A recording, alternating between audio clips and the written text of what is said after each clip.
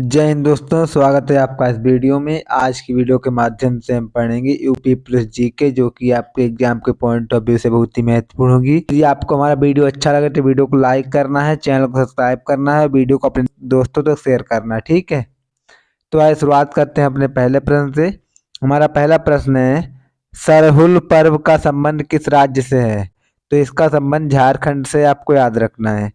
अगला क्वेश्चन है, राष्ट्रीय उपभोक्ता दिवस कब मनाया जाता है? ये 24 दिसंबर को मनाया जाता है, आपको याद रखना है।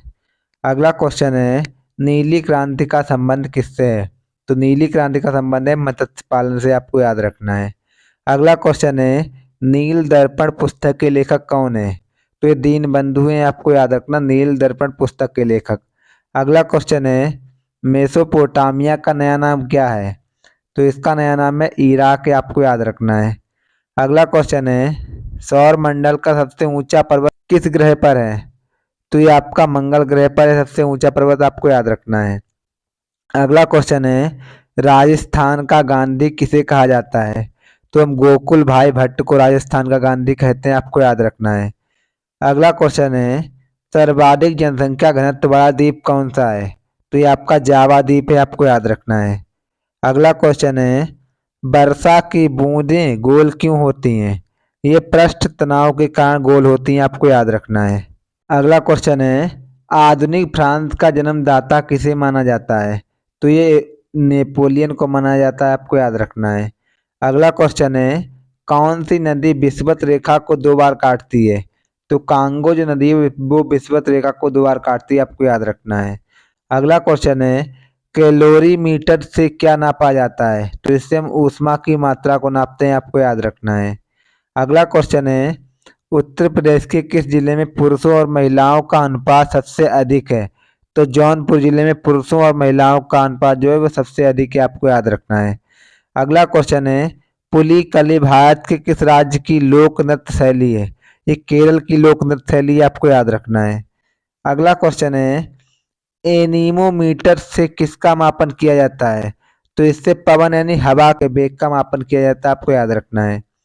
अगला क्वेश्चन है, हिंद स्वराज पुस्तक के लेखक कौन है? तो इसके लेखक है महात्मा गांधी, आपको याद रखना है। अगला क्वेश्चन है, शिशुनाग वंश का अंतिम राजा कौन था? तो ये आपका था नंदी वर्धन, आपको याद रखना, शिशुनाग वंश का अंतिम राजा। अगला क्वेश्चन है, एशिया की ज्योति किसे कहा जाता है? तो एशिया की ज्योति हम गौतम बुद्ध को कहते हैं, आपको याद रखना है। अगला क्वेश्चन है, नौसेना दिवस कब मनाया जाता है? ये हम 4 दिसंबर को मनाते हैं नौसेना दिवस, आपको याद रखना है। अगला क्वेश्चन है, गुप्त वंश का संस्थापक कौन था? तो ये आपका था श्रीगुप्त, आपको याद रखना, गुप्त वंश का संस्थापक। अगला क्वेश्चन है, जननायक के उपनाम से कौन प्रसिद्ध है? तो ये आपके कर्पूरी ठाकुर जो है जननायक के उपनाम से प्रसिद्ध है, आपको याद रखना है। अगला क्वेश्चन है, मुद्रा राक्षर पुस्तक के लेखक कौन है? तो ये आपके विशाख दत्त हैं, आपको याद रखना है। अगला क्वेश्चन है, भारतीय रिजर्व बैंक की स्थापना कब हुई थी? ये 1935 में हुई थी, आपको याद रखना है। अगला क्वेश्चन है, पैराडाइज लास्ट पुस्तक किसके द्वारा लिखी गई? ये दांते के द्वारा लिखी गई, आपको याद रखना है। अगला क्वेश्चन है, राष्ट्रीय आय समिति ने अपनी पहली रिपोर्ट कब प्रस्तुत की थी? ये 1951 में प्रस्तुत की थी, आपको याद रखना है। अगला क्वेश्चन है, अमर कोश पुस्तक के लेखक कौन है? ये आपका अमर सिंह है, आपको याद रखना, अमर कोश पुस्तक के लेखक। अगला क्वेश्चन है, सबसे कम उम्र में फांसी की सजा पाने वाला क्रांतिकारी कौन था? तो ये आपके खुदीराम बोस थे, आपको याद रखना है। अगला क्वेश्चन है, विश्व का सबसे गहरा गर्त कौन सा है? तो ये आपका मेरियाना गर्त है, विश्व का सबसे गहरा गर्त, आपको याद रखना है। अगला क्वेश्चन है, विश्व रक्तदान दिवस कब मनाया जाता है?